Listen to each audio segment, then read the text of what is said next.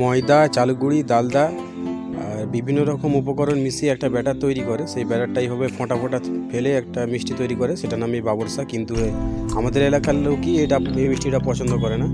কথিত আছে যে মোগল সম্রাট বাবর একসময় আমাদের এই ক্ষীরপাই এলাকায় এসেছিল, তাকেই স্বাগত জানানোর জন্য এই মিষ্টি তৎকালীন জমিদার তৈরি করেছিলেন। সেই জন্য এই মিষ্টির নাম বাবরসাই রাখা হয়েছে।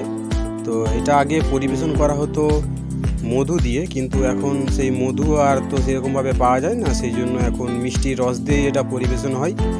তো ক্ষীরপাইয়ের লোক না খেলেও এটা বাইরে থেকে প্রচুর লোকজন আসে এবং খোঁজ করে নিয়ে যায় এবং এটা পছন্দও করে অনেকে খেতে। তাই বাবরসা বর্তমানে জিআই ট্যাগ পেয়েছে। তোমরা দেখতে পারো ক্ষীরপাই বাবরসা কিন্তু এখন বর্তমানে জিআই ট্যাগ পেয়েছে। এরকমই ভিডিও পাওয়ার জন্য আমার চ্যানেলটা সাবস্ক্রাইব করে রেখো, পারলে একটা লাইক